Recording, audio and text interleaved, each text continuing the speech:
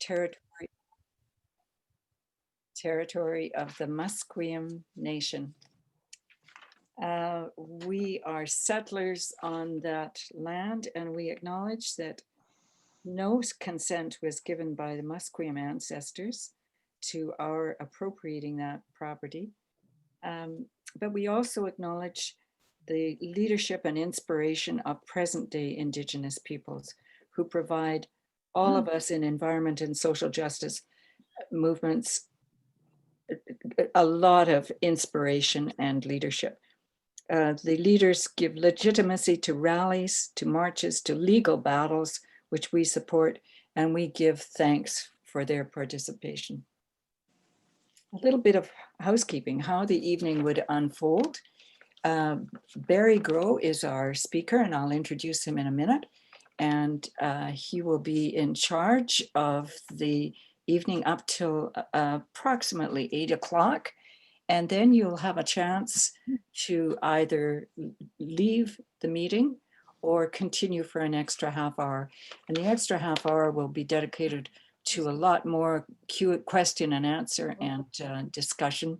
And potentially, we hope that it will give you ideas for actually taking action. There are several ways you can join in the Q&A, and we'll talk about those later. But basically, if you look at the bottom of your screen, you'll see that there's a chat area, and you can click on that and then type in, or you can go to participants. And if you click on that, you'll find that there's a blue hand that you can put up. Okay. After our event, there will be documents on our web page and on the Facebook page, which you might want to look for. Okay. Barry is a friend and neighbor, and before he retired, he managed disaster response for the Red Cross for 20 years. Maybe there's a little irony there when we're talking about housing and disaster response, but when he retired, he chose to become a volunteer with Little Mountain Housing, which is where we met. He's a friend and a neighbor, and we met in Community Advocates for Little Mountain. He has been using his experience and knowledge gained from from Little Mountain over the years to patiently and successfully help community members in Heather Place to change BC Housing's process of redeveloping their properties. We chose the topic a month ago, housing, and Barry chose to make it it's very specific. The title of tonight was, "Is Canada on the verge of developing a policy that will end homelessness?" Well, either he's very prescient or has very good connections in Ottawa, because on Tuesday, Justin Trudeau announced that he was about to do that. So it's meant a little rewrite for Barry, but I'm really looking forward to hearing what he thinks might be the future of housing for people of modest income in Vancouver. And so I'll hand it over to Barry, and you're in good hands. I'm very happy that the Prime Minister preempted my original topic.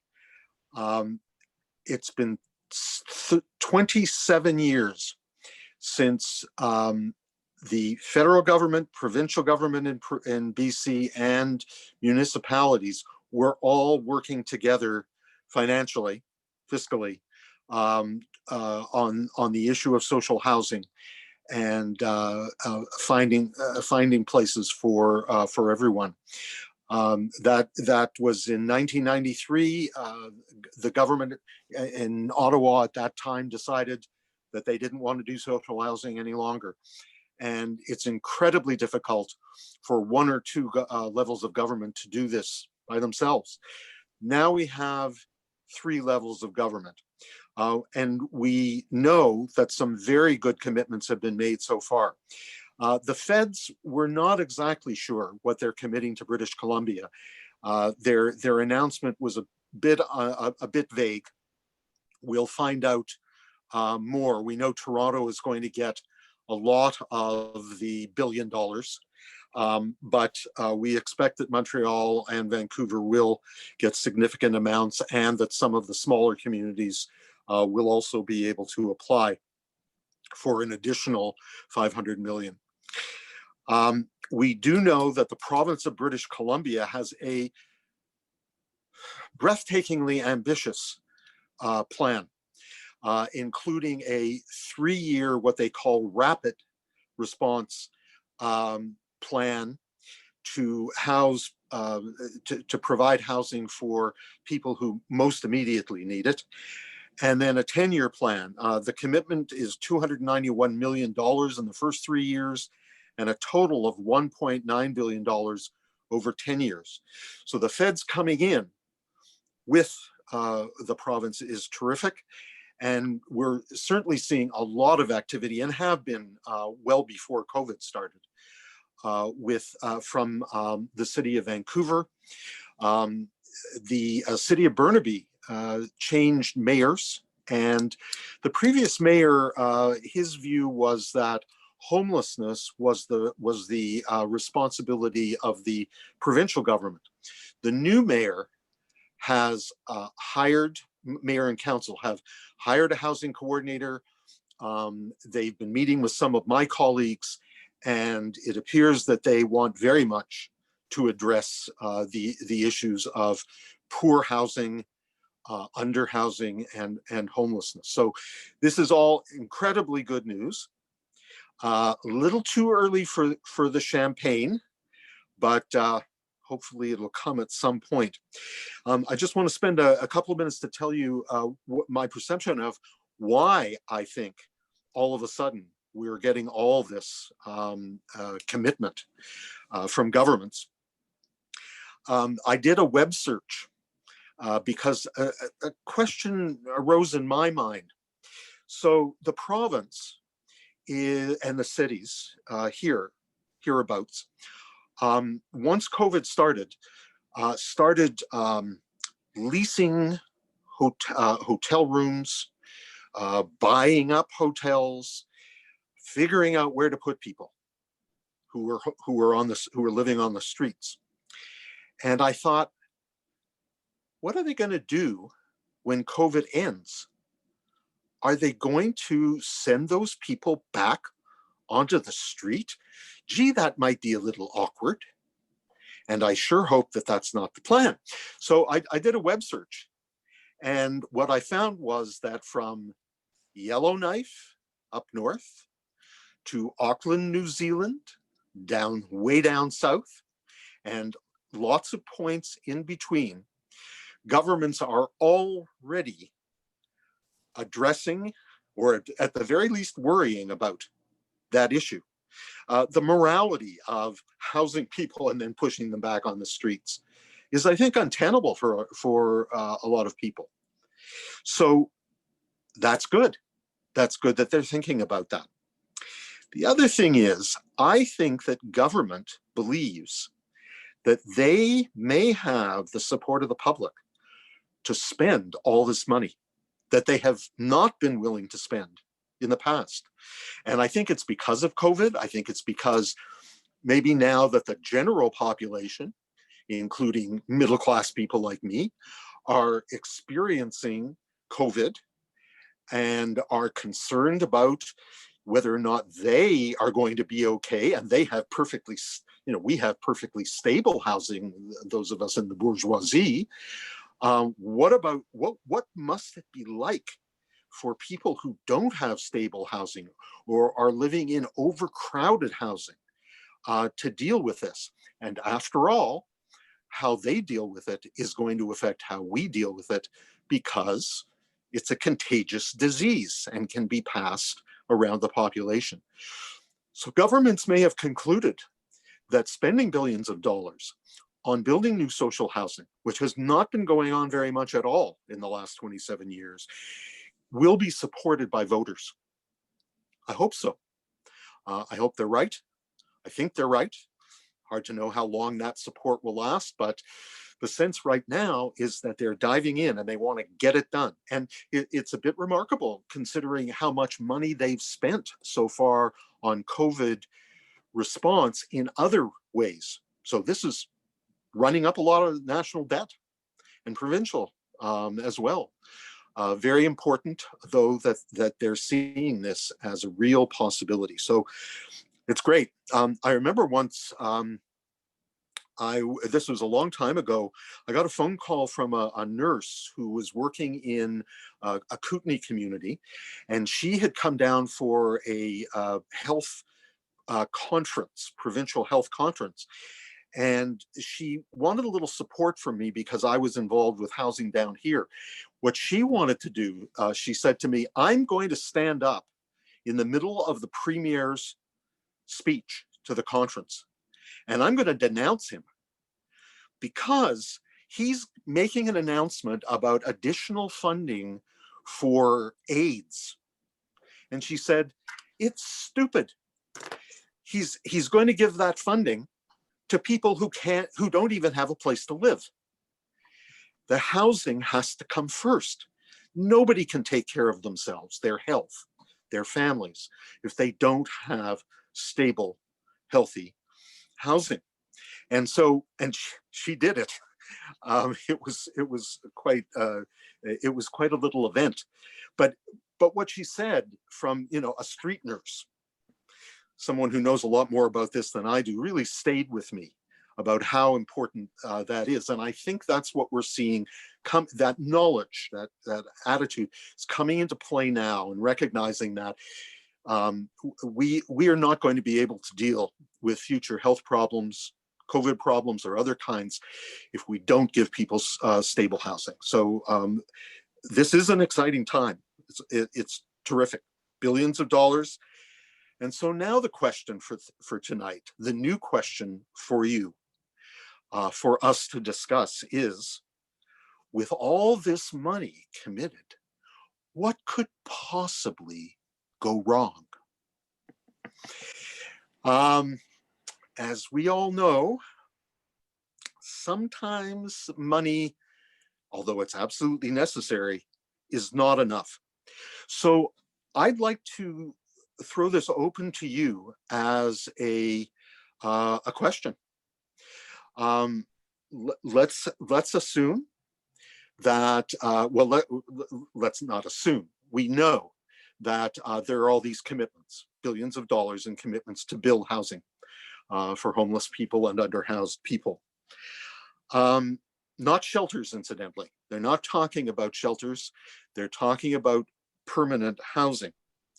And so I'd like to ask you to brainstorm. Let's all do that together. And let's start with what could possibly go wrong now that we have the money. So we'll talk about that for a while. And when we're finished talking about that, we'll go back. I'm going to take notes. We'll go back to the points that you've made about what could go wrong. And we'll talk about what we as individuals or as in groups could do to address the problems that may very well arise in the next year. So I'd like to start with that. And Lynn, do you want to just remind everyone of how to participate in this discussion? Yeah, thank you so much, Barry. So I'm your volunteer for tonight to keep track of the order of people who want to speak. And there are two ways. I'd encourage you to either, if you click on the bottom of your bar on your screen, you can usually find the participant list.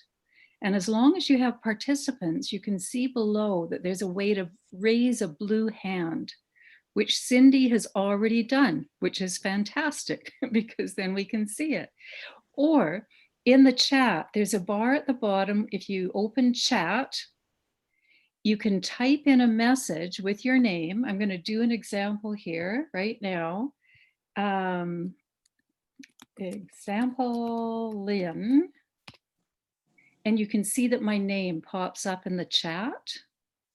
So these are two ways of indicating that you're ready to say something. and I'll call on you by turn. Just let me know, can everybody see the chat function and the blue hand function? Are there everybody okay? Nodding is great. I can see almost everybody nodding. Lynn Head, are you okay? Nodding, yeah, great. Okay. And this is a fantastic question, Barry, to get us off with. Like, what could possibly go wrong? Who would like to speak? We've got Cindy up first. Okay, so I just wanted to mention that depending on the device you're on, the hand may be blue or it may be flesh colored. So right now I'm on my phone and the hand is flesh colored.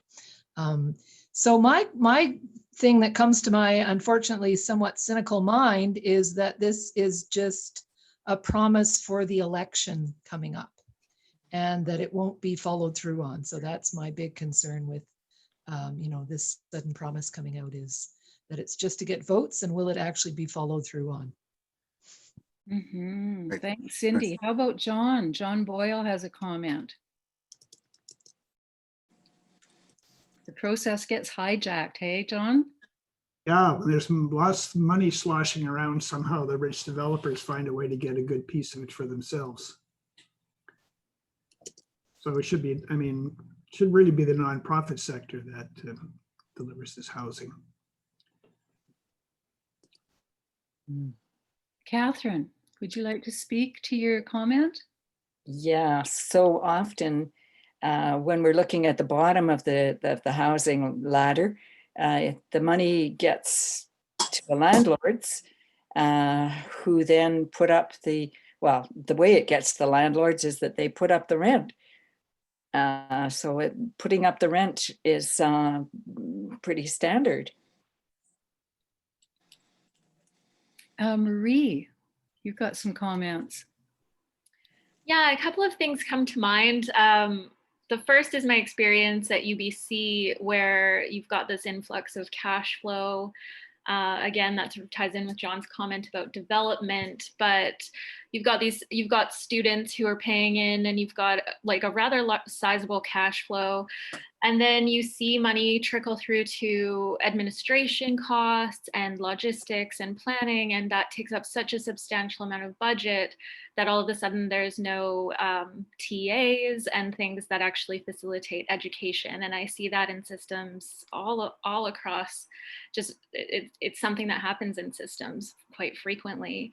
And when I worked in the film industry, we would, producers would often say, like, have conversations about whether the money was going on screen or not. And that was a conversation about, what's the production value versus, we can spend a lot of money on getting things done, renting vehicles, doing all of that kind of stuff. But what gets the money on the screen? What can you actually see at the end of it? And just those two seem so applicable to me of what happens once you get money, those considerations. So. Thanks, Marie.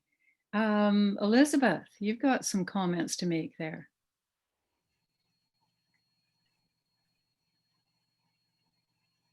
Yeah, no, I was just thinking that right now there's a committee being formed to look at government spending on the pandemic. And so if the Liberals are kind of put into a corner that too much is being spent in certain areas, I'm thinking that this is one area that they might just cut back on, because it's people that really don't have much power to fight back. Yeah, thanks, Elizabeth. Tamiko, yeah? Basically, I'm saying the same thing, is that if the political will changes, then development is put on hold. One thing I was also wondering about is, would the developers be able to decide what percentage of renters are high income versus those that are on assistance or low income? And if they start to say that they need to have more or all of their renters be high income, then there goes the help that we needed. Mm-hmm. So Barry, do you want to take a stab at some of the points that have been made so far? We all will, yes. These are great. Okay, So let's start at the beginning. It was suggested that this could be just election promises, pre-election promises. We're going to be having a federal election fairly soon. And so could this be just something to make the masses support the current government? I should say factually, I believe the government announcement said they want most of this money spent by the end of the fiscal year in 2021. So it's not a long-term commitment. On the other hand, it's a commitment that kind of coincides generally with when the next federal election might be. But the point is well made, and so let's talk about it together. If in fact this money isn't forthcoming, when Ottawa said it was going to, what could we do?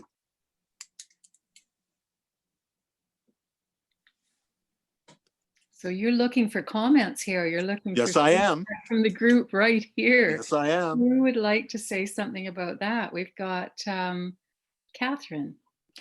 My comment was really directed to the last question, and I'm going to, because I was still typing, I'm going to have to ask Barry to repeat his question, please.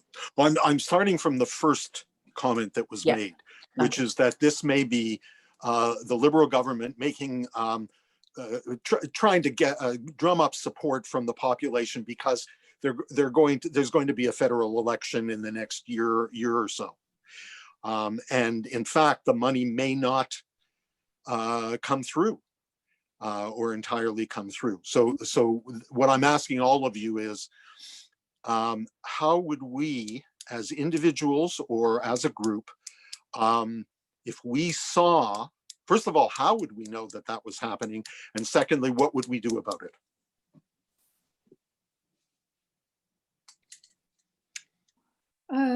John Boyle, do you have an answer to that?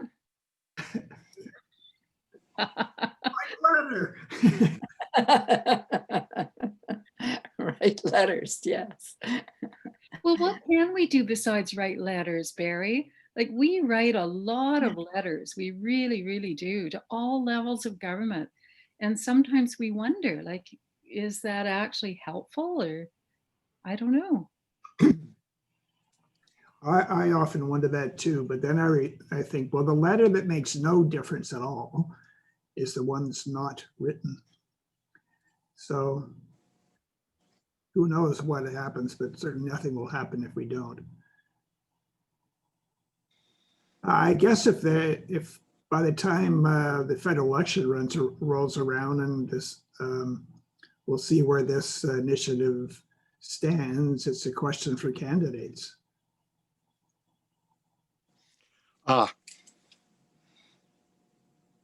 So it's not. It's maybe an easier environment. It will be, than just if we were 3 or 4 years off from an election. Candidates are going to be out there asking for votes, and sometimes what I've done, which is not dissimilar from writing letters, but a little different, is I lobby journalists. So because I'm helping them do their jobs, right? They have to ask questions that are relevant, and ask questions that the average person wants to know the answer to. So if they hear from, if journalists hear from a bunch of us that we want them to ask those questions, we should be writing the letters too.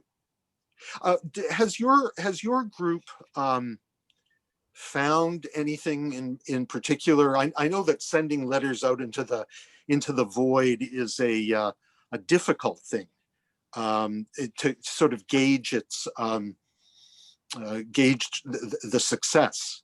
Have you got any particular sense over the years of what does work with politicians?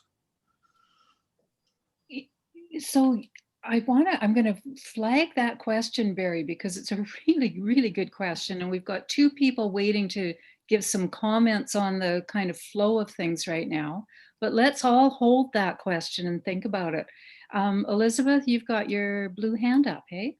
Okay, thanks. What I was thinking of, I mean, I do like the writing letters, and I think it does have some impact if we can, particularly if we can follow up. But one of the other things that really comes to my mind is having something that's really visible and working really hard to get press coverage. So for example, helping, assisting part of a tent city to move to the, the area of where whoever the minister in charge of housing lives, like having something that makes it so hard not for that minister to see the problem. And it doesn't have to be that particular thing, but I'm picturing tents, put up on the sidewalk or whatever, right next to somebody's housing. And maybe that's infringing on rights or something, but something that is so visible that the minister in charge cannot avoid looking at it every day. That's what's going through my mind. And getting press coverage, of course, so that others know what's happening. Yeah, thank you, Elizabeth. Cindy, you've got a blue hand up, hey? I love that idea, Elizabeth. That's awesome. I guess the comment I was thinking was that it was good news that Barry mentioned the date of when that funding is meant to be spent by, because often in the past, the funding that they promise is starting after the election is finished, which is, so this is much better scenario than that. So I'm glad to hear that. And I guess the other two things that come to mind, along with letter writing and Elizabeth's great action idea, is petitions, because we also sign a lot of petitions, and also all candidates meeting with that question as one that we pre-planned, and we've done that before at the Vancouver Unitarians. It may have to be a Zoom version next year, but we're getting better at Zoom.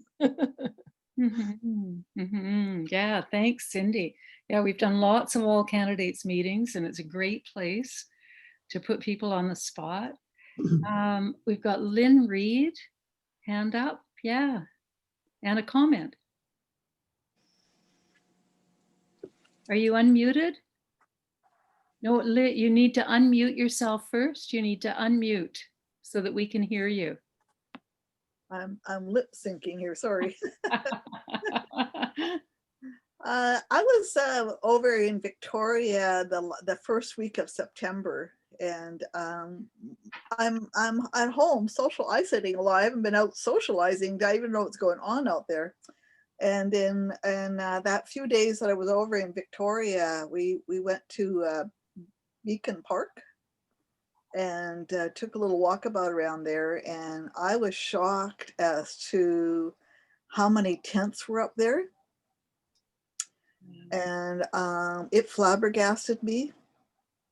And yet I don't know how much with the closures and the social distancing and all the other ramifications that everybody's getting assistance. In fact, I sat down on the bench for a few minutes, and a young man in a walker came up and sat down next to me, and he asked me where the food was.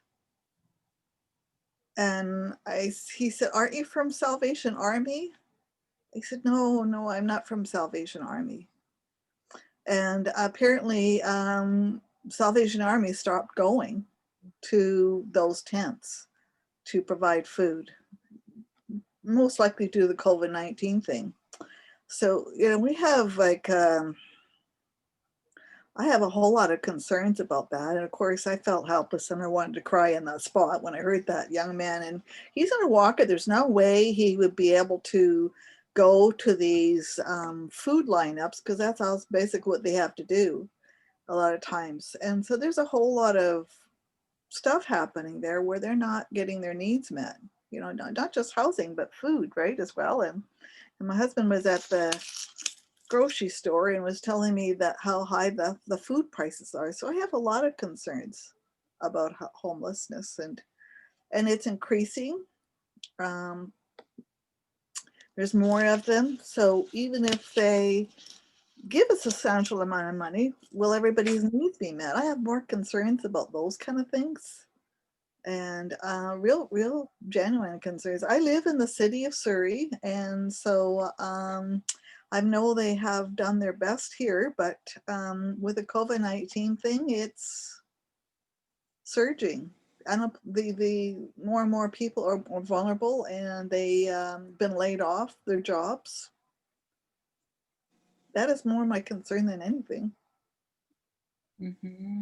Wow, thank you so much. You know what? I want to flag up everything that was just said there to come back to, because it's so important. And in terms of just the current question, in terms of what works, we might have a couple of more things to say before coming Yes. back to what is not working well at all. Yeah. But in terms of what works, we've got Catherine with a thought about consistency and political reps. And I just want to say, Catherine, like, I've got some skepticism. Like, I keep wondering, does it really help, to talk to the political reps? I don't know. What do you think? Yes, I actually had a discussion with Jagmeet Singh. Oh, good for you. Yes, I went out of curiosity. I actually was supposed to be his campaign manager, and I've been in an accident. I had to bow out. I was just too injured to do it. But he really listened to what I had to say, and I think he would be a good person to approach more. I have his email address, and I talked to him about human rights and discrimination and things like that. I said, we need to talk about that some more. I said, you're not talking about it. And so he did. He heard me. And so there are, and I have been involved in the municipality social policy advisory committee to reduce poverty in the city of Surrey. I sat on that for 4 years. And my role as I played there is I helped Indigenous people. We now have in the city of Surrey a urban Indigenous group who come to resolve the poverty issues around Indigenous people in the city of Surrey. So there has been an incredible amount of support from the city of Surrey and from social service agencies. And I would call it a very large wraparound effect that I believe has been quite successful, and the Indigenous people are making the decisions to what needs to be done to improve their group uniquely, right? And I suggest that we move on in terms of questions. Yeah. No, thank you, Barry. I'm thinking the same thing, because what I want to do is acknowledge and read deeply for those thoughts. And I don't know if I'm not sure if you're part of the Vancouver Unitarians community already, and would encourage you to put your email address to the coordinator otherwise, because those are such valuable things that we want to return to. And for Vancouver Unitarians, all of the issues around Indigenous rights are hugely important as well. Yes, they are. Yeah, so I'm just going to come back to Barry's current question, which has to do with what works. Catherine had a comment, and then Marie as well is putting her hand up, and then Tamiko. So Catherine, on to you. Well, I'm thinking that what feels as if it works is going to see the same person many times so that they recognize you, they recognize that you're not going to stop coming. But when we've been, for example, to both federal and provincial people about fish farms, they've acknowledged that we are consistent and that we're not. But it takes a lot of alignment of political, I think the party has to actually see that it's going to benefit from doing these things. There doesn't seem to be a moral aspect to this. It seems to be, I'm sounding very cynical, but at least you leave the office of a representative. I'm thinking, for example, of Don Davies, or of who's the rep for Vancouver Quadra? Joyce Murray. Joyce Murray. At least you leave the office feeling that they know that you are genuine and that you're not going to go away. So it makes, I am assuming it makes their life easier, maybe more difficult, because it pushes them on their conscience. I did mention too that Libby Davies has a workshop tomorrow that's part of the Heart of the City. So you could look it up online, Heart of the City, 11 to 12. And she's talking exactly and precisely about this, what works. And she's talking about it from the point of view of somebody who's been there as an MP. That's all I have to say right now. Here I am starting to speak while I'm muted. Tomiko, your turn. Oh, I was just trying to mention a little bit of positive reinforcement to those officials, politicians that are actually working on housing. And just the example that I've seen is in Dunbar, City Hall had a corner lot that they decided to put a halfway house on. And the screaming and petitions and arguing and, you know, people, the neighbors were just up in arms about it. Oh my God, there's gonna be drug use and blah, blah, blah. And the officials were saying, these are your children, these are your relatives, you know, these are people that you know, they should be staying in your community. And they stuck to their guns, and the building was built and no problems ever happened out of it. And so, gee, I mean, I'm really got to hand it to those people that stood up and said, yeah. So if these politicians are going in the right direction, then we should be encouraging them and thanking them. Thanks, Tomiko. Marie, what would you like to say?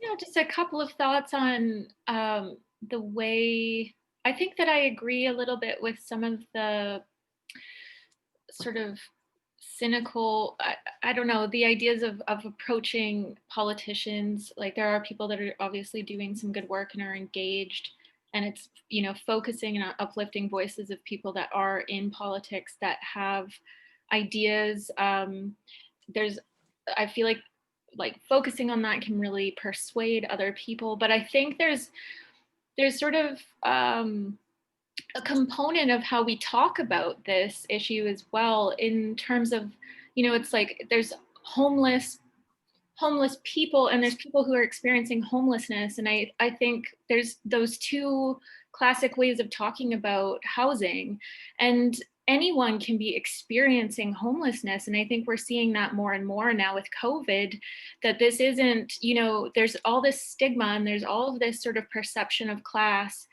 And now it's like, you know, people who were working class, people who were maybe even middle class, experiencing homelessness for the first time, seeing these boundaries breaking down. And those human stories feed our ability from all classes to start making connections, that this isn't just an other. This isn't a person that's an other. These are my children. These are my cousins, you know. And as like, if we can direct our messaging to people in that way, where we're helping facilitate a new concept of what housing means and who's affected by it.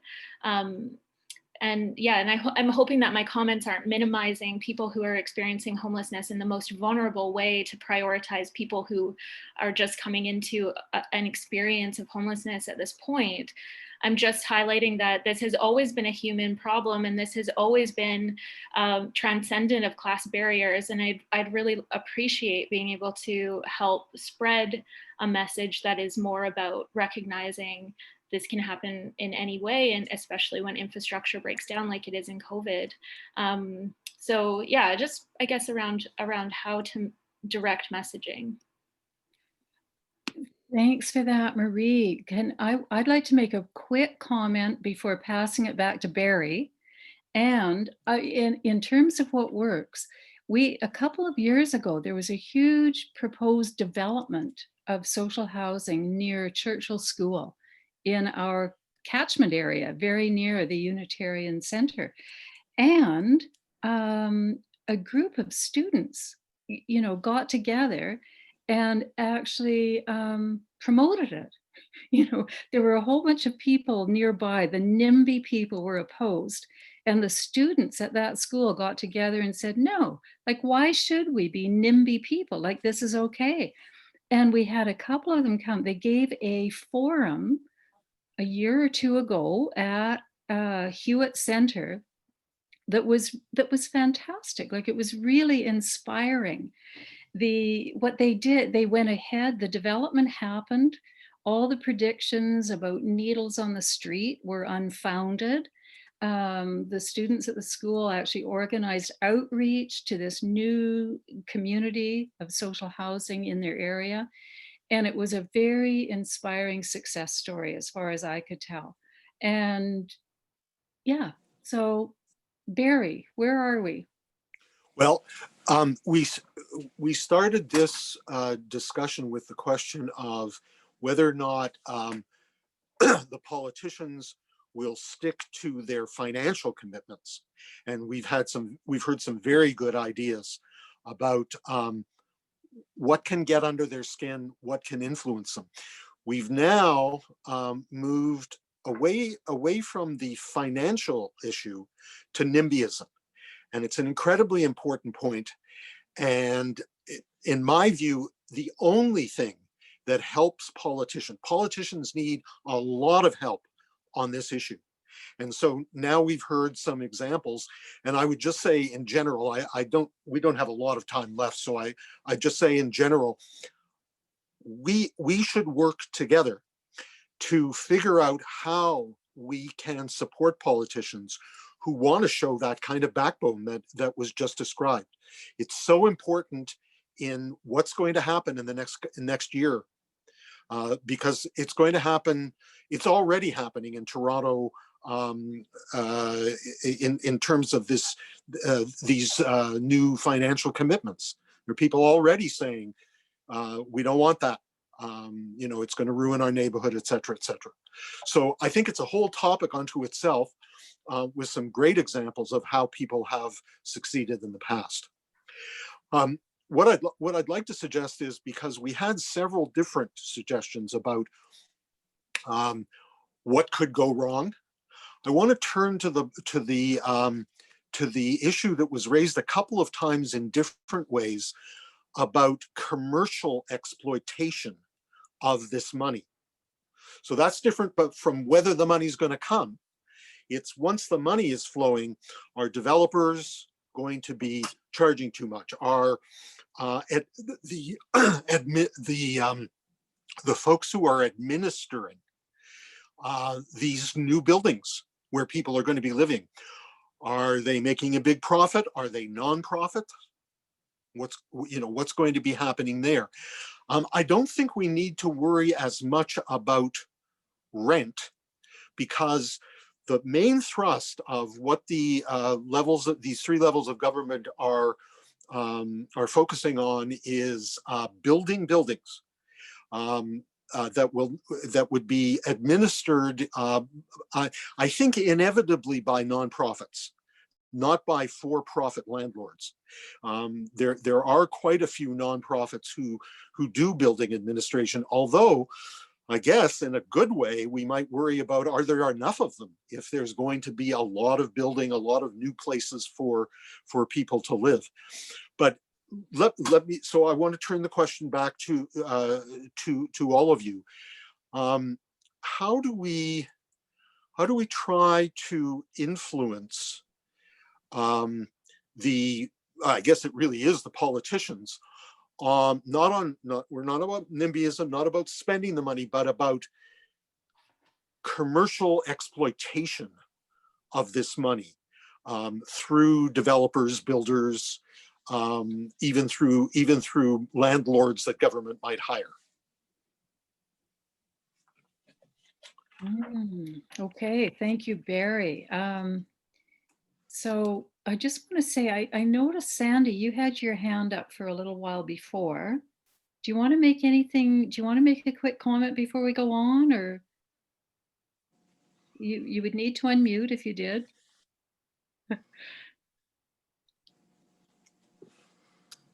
No, I think I'll save that thought because I can see that we maybe need to have Barry again.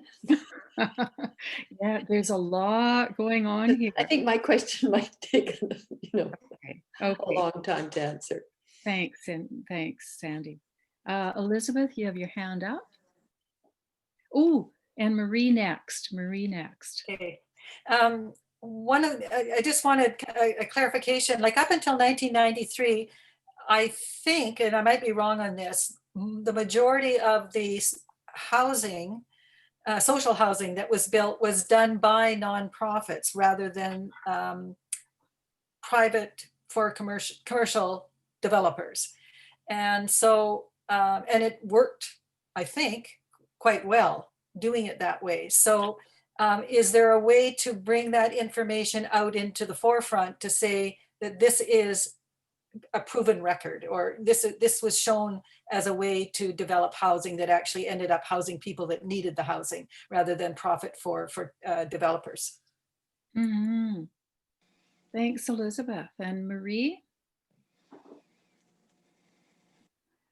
Yeah, I was just wondering, I don't have any idea of this, but I'm wondering what the public access is like for getting budgets or looking at budgets for these projects. Yeah, good question. And we've got Cindy with hand up. Yeah, so my thought was back in the prior days when the government was involved in social housing, I think that the format for co-ops, for instance, was that the government owned the land.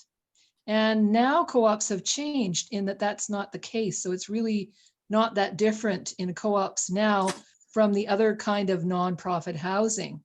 And so being part of a redevelopment committee for this congregation for the past 4 years, one of the big factors was the cost of land being so high that in order to put a building up, and for example, the cost of underground parking, which is a requirement for buildings, is really huge because you have that huge cement underground structure, that it becomes difficult for a nonprofit to not have really high rents.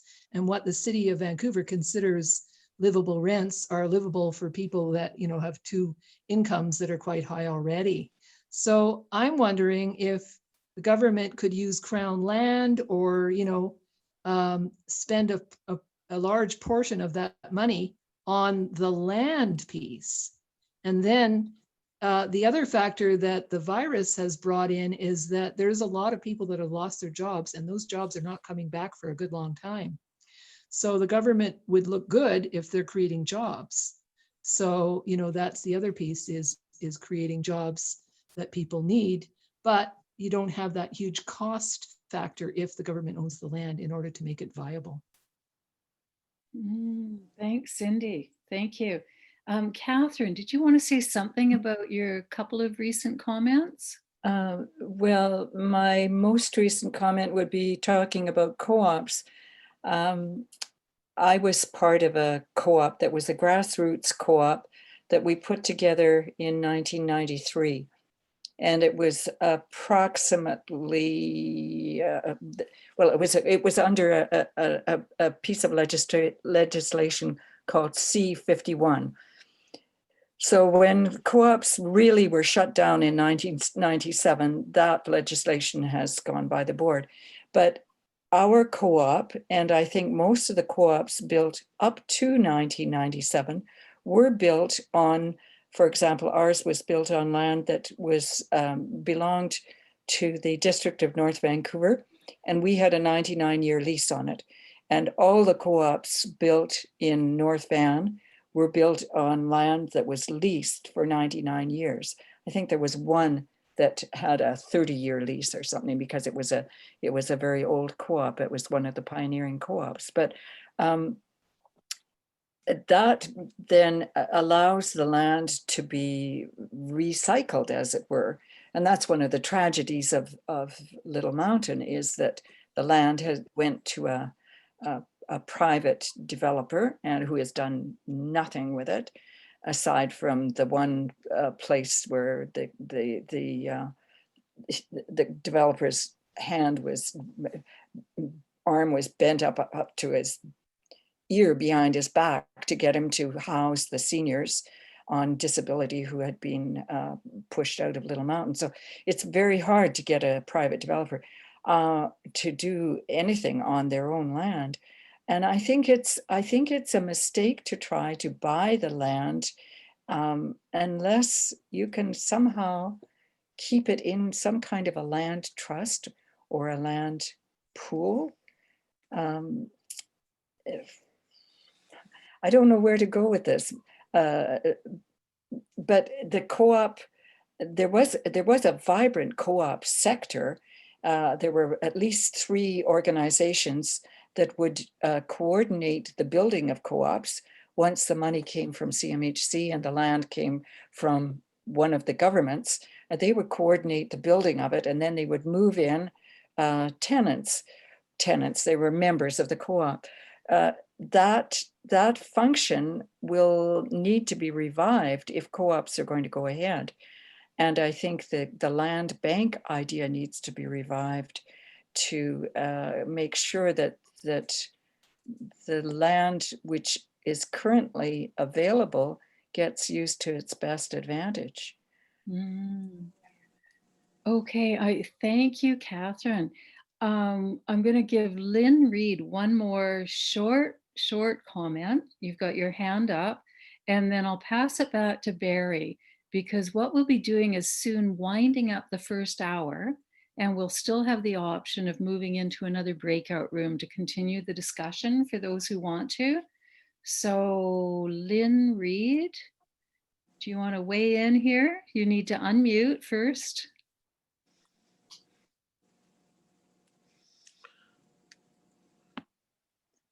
Can you hear me now? Yeah.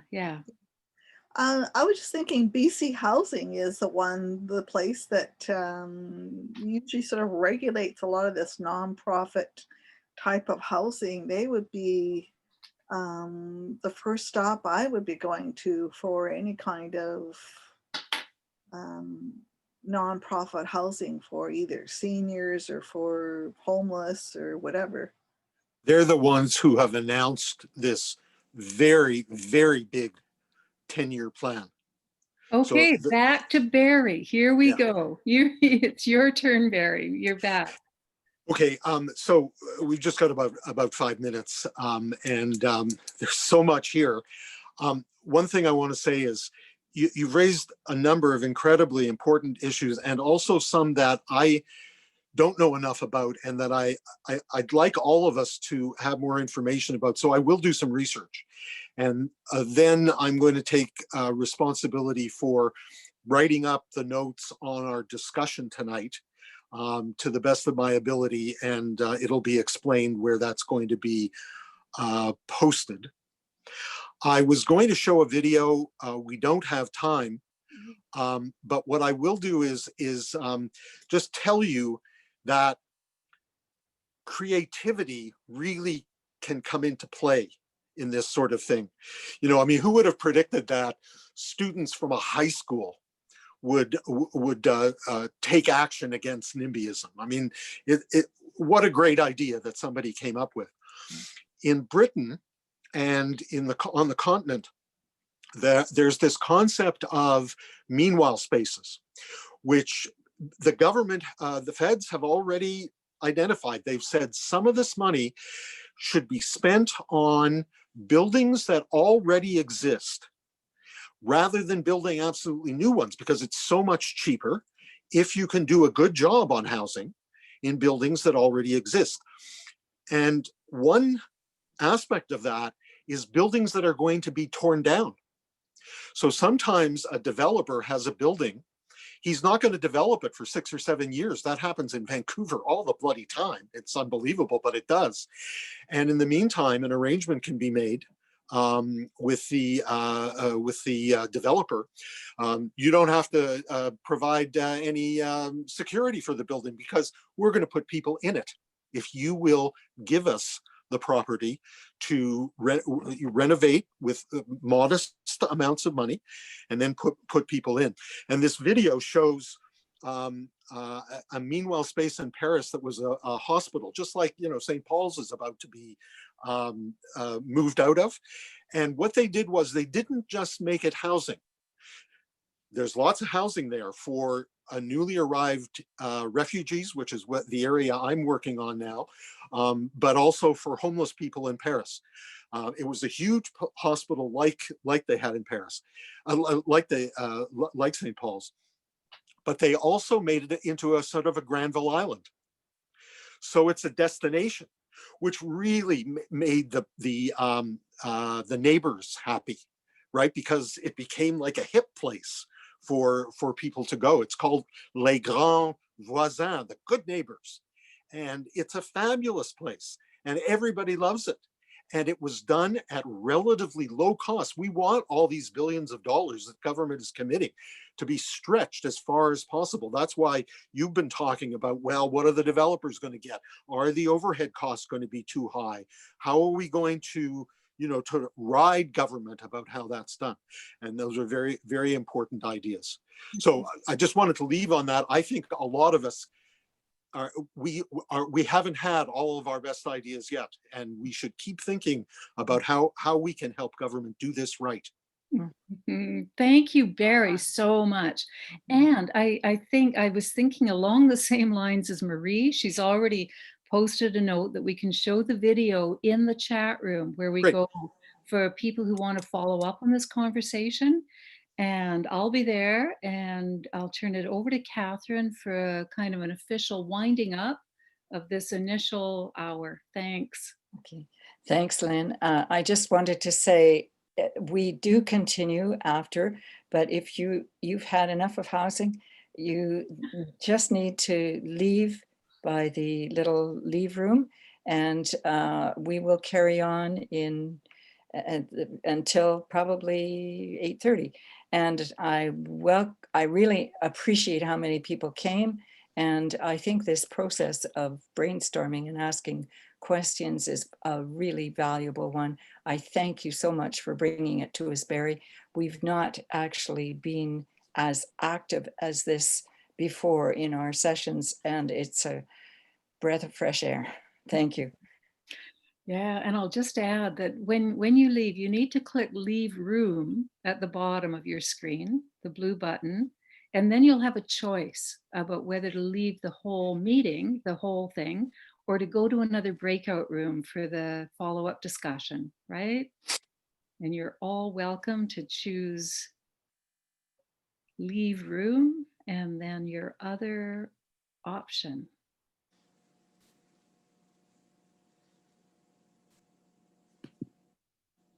You okay, Barry, with seeing leave breakout room? Oh, Yeah, yes, that's me. You're talking to me. I am. Well, everybody's leaving because they're going into the other room. You just need to click leave meeting, but then you'll get two choices, and you want to click leave breakout room. You I choose, click on okay? Leave breakout room. Yeah. Hey, Marie. Bye.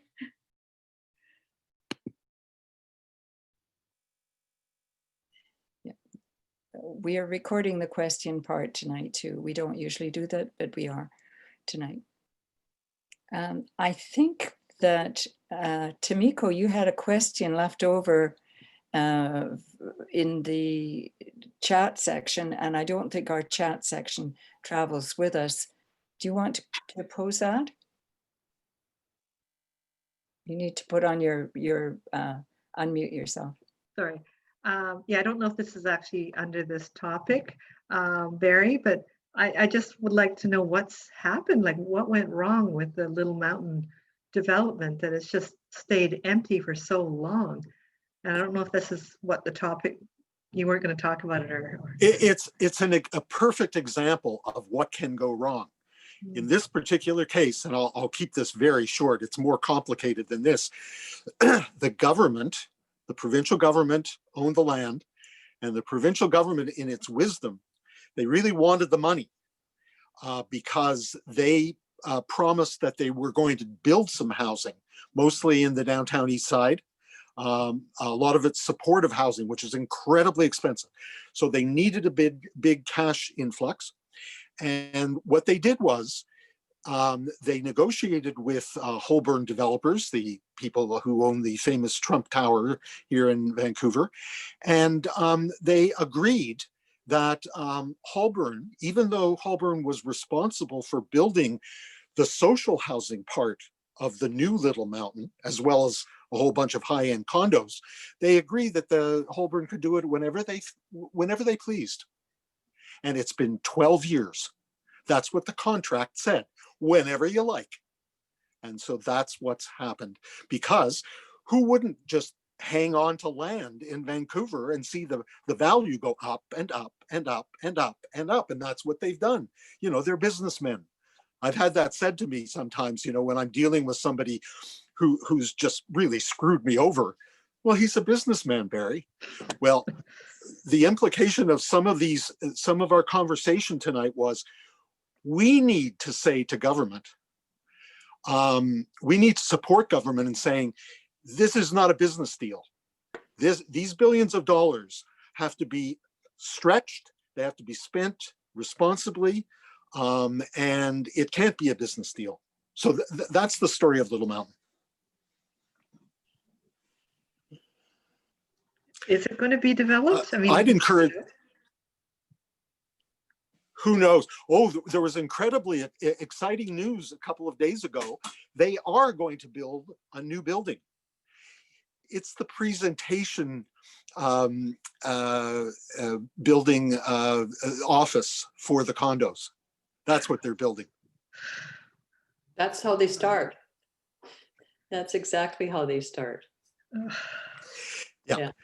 I just wanted to say one thing. I've just moved and I am now living in Fraser View Towers Housing Co-op in Vancouver at Kerr and Marine Drive. And so this is one of those projects that the Housing Co-op Federation put together with the city of Vancouver to provide rent at less than at market value. And the buildings are only half occupied now, and they've been advertising them since the beginning of February. So they got caught up, right? You know, everything got caught up in pandemic, you know, and slowed down and stuff. But I'm very happy here. It's nice, it's new, it's clean, it's bright, it's all those things. And it's it's a whole building of 1-bedroom units.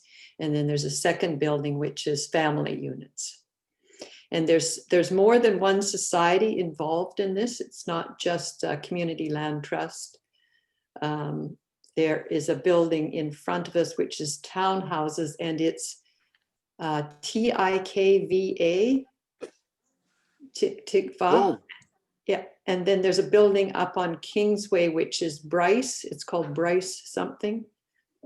So this is all part of that one project. And it's on City of Vancouver land, and so it's got a 99-year lease. And we'll be forming the actual new co-op next summer. So that's all I need to say. That's my piece. I'm just curious if we still have Lynn. Yes, we have her picture, don't we? Yeah. I mean, her name. Oh, hi, Lynn. Sorry, I had to just leave the room for a moment? I'm here. I'm All listening. good. I just wanted to make sure that we didn't leave you trapped somewhere. No, I'm here. Thanks. Yeah. Somewhere in the ether. Yeah, it's interesting. So this is the more informal part, right? And I know when we started, Catherine kind of introduced things and welcomed people to chat, and we're kind of going back and forth. If we need to do a hand thing, I'm happy to do it, but I think this is working okay with the informal contributions. Shall I play the video? Do we want to? Yeah, we want to see that. Yeah. Okay, here we go.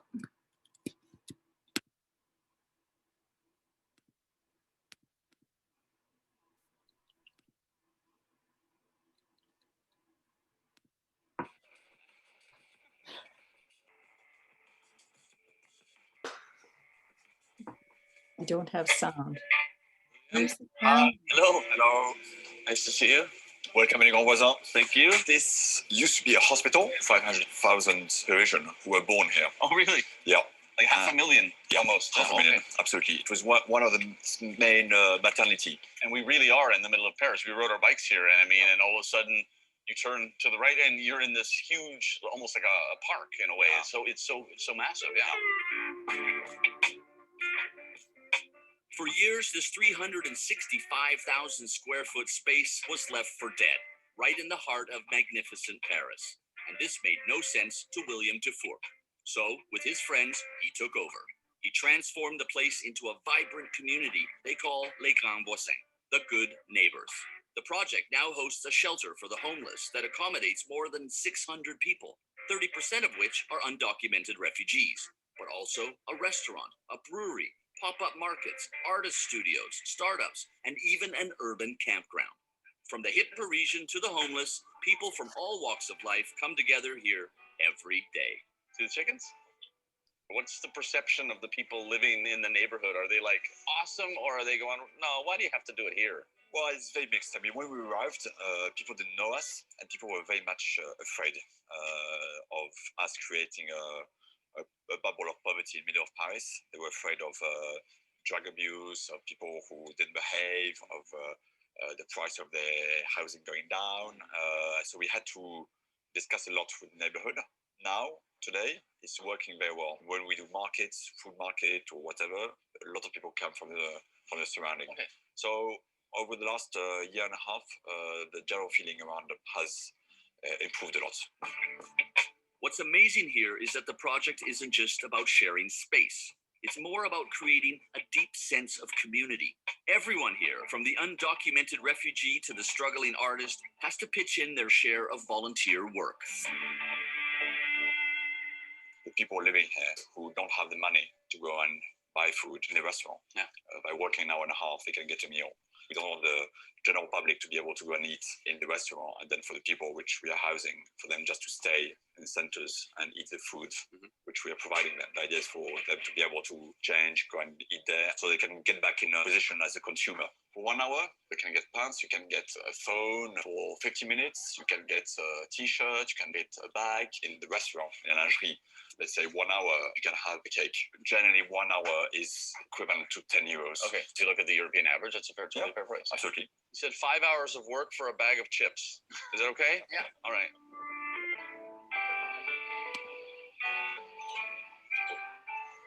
This is our main restaurant. That's where we have our concerts in the evening. And that's where we... I'm not sure when I'm meant to pause or swap, but I'll let you know. I'll let you know. Okay, great. Sorry, I didn't know if I had turned your volume. The bar, okay. One of the bars. Yeah. Bonjour. Bonjour. You're gonna try? Felix is gonna wash, but this is a strong economical activity for us. The selling food and drinks helps us balance the budget. People get back to work. From a relationship point of view, for ex-homeless people, it's quite good to be behind the bar serving the people. There's a good contact between people. That's gotta be dry. I'm gonna go put these on the coffee machine. I gotta work too, right? Yeah. Okay, that's fine.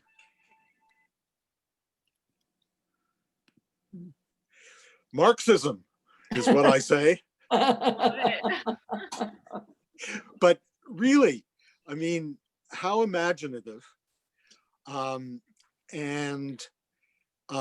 know, it's you know, they've won over the neighbors, and they're providing, this is an interesting thing, low cost offices and workspace for startup young artisans and businesses who couldn't otherwise possibly afford to have a business in Paris. They'd have to move 60 miles out. So, you know, there's so many advantages that can draw the city in, you know, to make the city feel, oh, wow, this is fantastic. It's not just housing. There are other advantages as well. Maybe we'll put some of our own money into the non-housing part as well, because it's going to make for a more exciting city. Same reason why everybody loves Granville Island. In general, what I'm saying is, I think all of us need to realize that this isn't just a matter of dollars and buildings. There are other things, other kinds of thinking that all of us can participate in to see if we can build this, and maybe even build it beyond the couple of $1 billion that have been produced so far, because truthfully, it's not going to do it all. You know what the Feds said? Their contribution, their $1 billion, is going to build 3,000 units. It's not very much, actually, and we want more out of them, out of everybody. So I want to suggest we use our traditional, you know, like just the hand signals. I think we can all go on to the speaker view so we can see each other. And I've got one finger up. If somebody else wants to speak, they would put 2 fingers up, like Marie. And I've got 2 things. So first off, is about the connection with our redevelopment project. And I think this whole conversation can encourage us to look a little bit bigger at the potential and the implications. Just so you know, Barry, like we've got beautiful property at 49th and Oak. We're looking at a redevelopment project to build some housing. And I think we could look a little bit more broadly at a community. That's what I mean. There's tons of potential there. The second thing, what I noticed, so in the video I just saw, there was something about 10 euros per hour for, you know, contributions. And then somebody said 5 hours a week for a bag of chips. And I want to. That was a joke. Yeah, just Well, not only was it a joke, but like, it's just so out of, like, that's off the wall. And I just think it needs to be corrected. That's all I'm saying. That's all I'm saying. Because some people take it literally. Some people will think, oh my heavens, you have to work 5 hours a week for a bag of chips. And that was not it. So thank you. Who's next? That was a bad dad joke. Yeah, thank you. You know, dad jokes. That was a bad dad joke. Barry? Yes. Was that video clip part of a series of programs from, quite a while ago called Architects of Change? No, it was part of, what's it called? The Something City. It's a series. The Living City, oh damn, I can't remember now. It looked really familiar to me. Like I had seen, there was parts of it that I remembered having seen before. So maybe I've seen that as well. So what I'd like to do, I want to be really respectful of everybody having a turn to contribute. And that what we talked about was agreeing on a little hand signal of 1 or 2, and that Marie is next. And anyone else who wants to speak will just put up a little hand signal. And then Catherine after Marie. Thanks. Life-sized city is what it says on this video, the life-sized city. That's it. And it looks like there's a lot of different videos. Wow. Okay. First of all, thanks for showing us that video. I felt very inspired by that. And I think what I found most inspiring is it's doing that very critical task of removing the othering that happens when we put a designated building as social housing. And to me, it's like the term social housing, I mean, they've just nailed it. That's social housing. That is where you go to be social and to have a place to live. And I think when you said something along the lines of, you know, there's artists in this city that could never start a business in Vancouver. Wow, did that ever hit home for me? I mean, I'm working in textiles in my spare time, and there's just no way I would ever have studio space in this city. And it's not so much that I think that sort of takes priority, but it's something that pulls people who don't normally interact together. And we're talking about creating shared interest. And I just feel the community when I see that video. So I'm with Lynn in thinking about redevelopment in this way where, I mean, yeah, you add a brewery, you add a shop, but it is this, you're adding these commercial tones, but you're saying like, this is still a community supported business. This is integrated. And I really like the creativity. I'm really impressed by that. Sorry to take up too much time, but it reminded me a little bit of when I lived in New Zealand. We went to Christchurch after the earthquake, and there was this big, huge container mall, I guess. And it was like part of rebuilding Christchurch after the earthquake. They needed to have some businesses transferred to a new center. So they did this huge, colorful container mall, and it was shipping containers, but they were all put together in this really beautiful, funky, unique pattern. And this was all to support Christchurch business. But these building supplies were very, very low cost.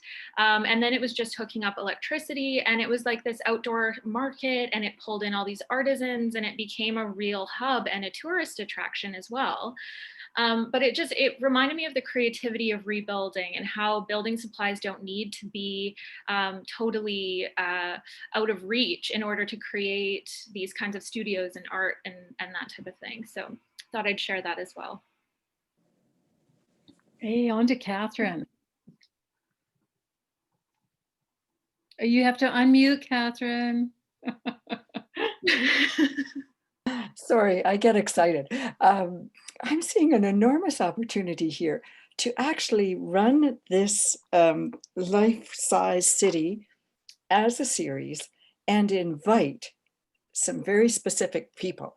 Invite some people from the co-op section, invite some people from city planning, invite some people from the food folks that we had who do not do food bank, but instead do community food that's based out in the community.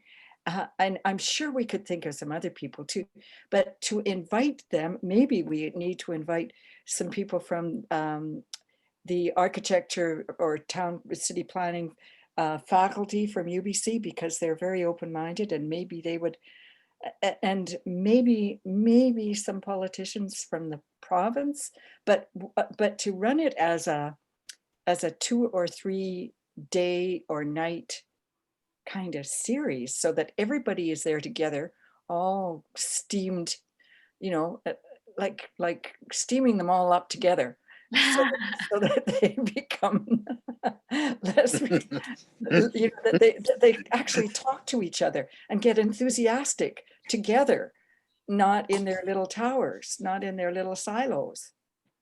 Thanks, Catherine. Let's hear from Cindy with a finger up before we turn back to Barry.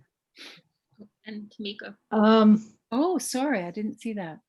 No worries. I just wanted to, I'm sort of feeling like I'm going to take the wind out of Catherine's sails. So I'm contemplating putting my finger down at this point. But basically, what Barry said is this is a socialist model. And I personally believe in democratic socialism. I was all for Bernie. I was all for Jeremy Corbyn. But unfortunately, there's a lot of political will that's against socialism in this country. And the trend I am seeing with our government is to sell land to make money. They're talking about selling the airport. We were talking about in one of our recent action evenings. So how do we change the government's desire for short-term money and willingness to basically get rid of our land and our resources for this short-term gain back into a socialist mindset that is like turning the clock back 30 years, because we seem to be going very quickly in the opposite direction. And I would really like to see us go back into more of a socialist viewpoint, because that's my personal viewpoint. And I was really impressed with Sandy's co-op that she was talking about, but I was waiting to hear, and what I heard was that the city provided the land. And to me, that's the key thing, is as long as we're dealing with land that is not owned, and as long as we're selling off our land and our resources, and that's the trend we're seeing, we're not going to get basically this kind of socialism that is what we really need, I think, to have everybody have a right for a home. So that's my question, is how do we reverse that trend? And when you're dealing with, property, people are excited about the idea of redeveloping the Unitarians, but I've been on that committee for 4 years. And basically, in order to do that, we kind of have to give away a quarter of our land. And then that basically stops us. And I mean, maybe people want to do that, but it stops us from any future possible income that we may need if we need to have some money coming in to maintain our congregation. So what I'm wondering is more to focus on bringing, and a lot of us were part of the Green New Deal and other ways that we're trying to bring the government back to a more socialist viewpoint, and to take the stigma out of the word socialist that's still very much there, influenced by the US, but also very much in Canada. So what I'm thinking is that we've got Tomiko next, because I hadn't seen the signal. And then Catherine's put up a finger for 2, and then Barry for 3. Okay, Tomiko. I was worried about going right after Catherine because I'd be a real downer. I think it's going back to the city planners at City Hall. I had spent over a year and a half trying to get a laneway house built on the back of my mom's house. And City Hall just had so many rules. It was just crazy, the number of rules that you have to jump through. And it's this lack of imagination and lack of daringness to try something new that we were just constantly running into. And that's what I would worry about with the redevelopment of the church, where if we wanted to have this vibrant community that has a mix of shops and artist studios as well as rental, that City Hall will just go, no, it's never been done, especially in that area of town, and that they wouldn't want to change zoning. And so then I think it goes back to pushing and encouraging the politicians to be willing to try this. And there are some new City Hall councillors that are younger that, we can sort of approach them that way, but it's an uphill battle. So Tomiko, as we go back to Catherine, I just want to say that it is a new city council, and with a lot of reason to expect a lot more support for the kind of thing that you're proposing. And I think Sandy just raised a finger to go after Barry. We've got Catherine, Barry, Sandy. And Catherine needs to unmute. There we go. I would say, if you're talking new versus old, any of the politicians who were around 12 years ago would understand absolutely that what the province did was a disaster to allow that land to be sold. So new versus old. But I think what I would see would be a large cross section of people coming, and particularly our experience in Little Mountain was that there was an amazing number of actual live and working planners who are suffering the consequences of urban prices going up and up and up, and who are very reluctantly forced to live in Langley and work in City Hall. So it's not so much the the actual planners themselves. It's the will to change the rules. And I think the will to change the rules comes from this kind of yeasty mix of many different kinds of people, the academics, the political people, the outsiders who are always left out of things, who are either homeless or who are facing homeless, the people who can't afford. So you need to have a really good cross section to see the possibilities. And when that starts to happen, and then you get press involved and you actually bring it forward in, I mean, it is much harder to do that these days because there's so few press people, but we've got all kinds of other avenues of communicating now that we don't always think about. So I'm not willing to give up. Well, thank you, Catherine. We're going to go to Barry next, and we're actually at 4 minutes for our 8:30 kind of final target. I don't know if we've ever gone over that, but usually we try to wind up with a sense of where we can go next. You know, like this isn't the end, this conversation. There's so much we can do. Barry? Am I unmuted? Yeah. Yes. Okay. So 2 quickies. One, my comment about Marxism was another bad dad joke. Really what it is communityism, right? It's about people working together. It's not our version of Marxism and Stalinism. It's quite different. It's people have to work to make a community like that really happen and really be vibrant. Secondly, we really should put a lot of focus on City Hall. You know, if the mayor and the head of city planning get up there and say to the developers, we want you involved here. We want to see you involved here. And of course, what they're implying is the next time you come to us with a private, one of your projects, we'll look favorably on maybe an extra story or a little something extra.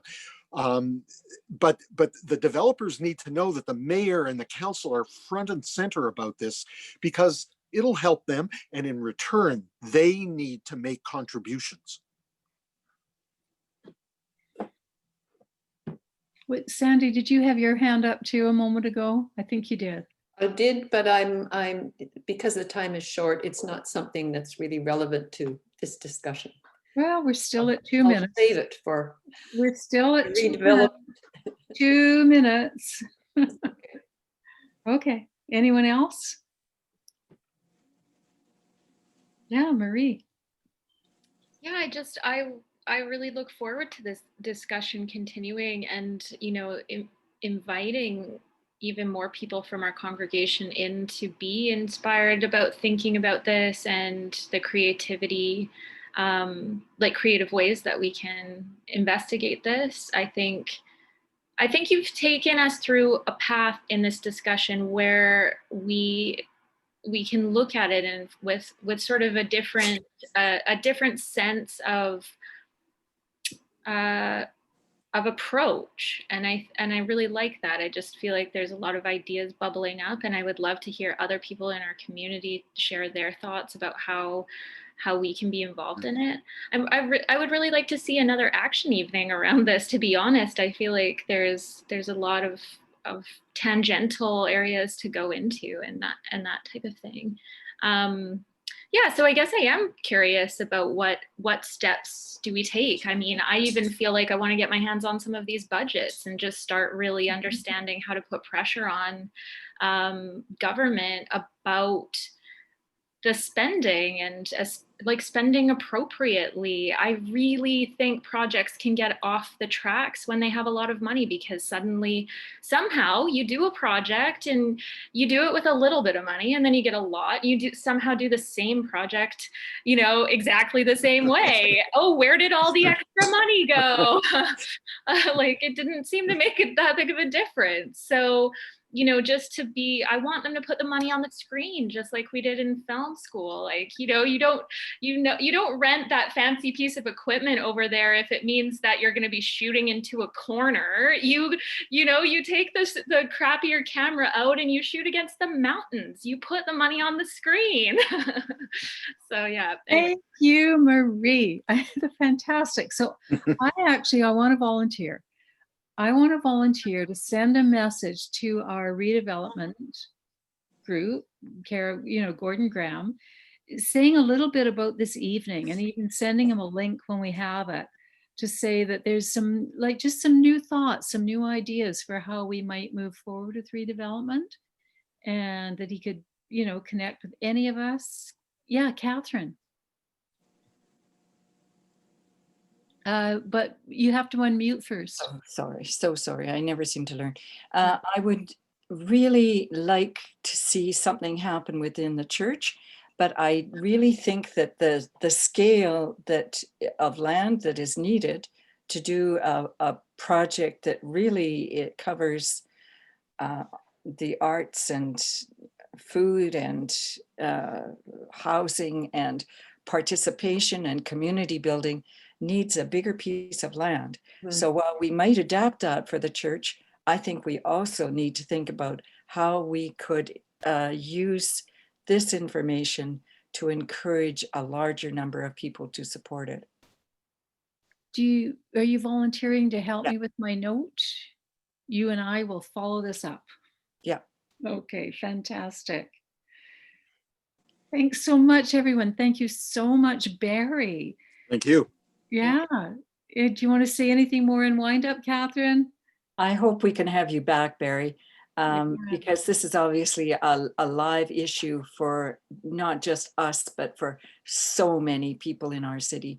And I think the process of talking about it is a very positive way to discuss this. Yeah. I really appreciate what you've done. Thank you. Fabulous. Yeah. Thanks, Barry. Thanks, everybody. Bye all. Nice to meet you, Barry. Thanks so much. Bye. Thank you.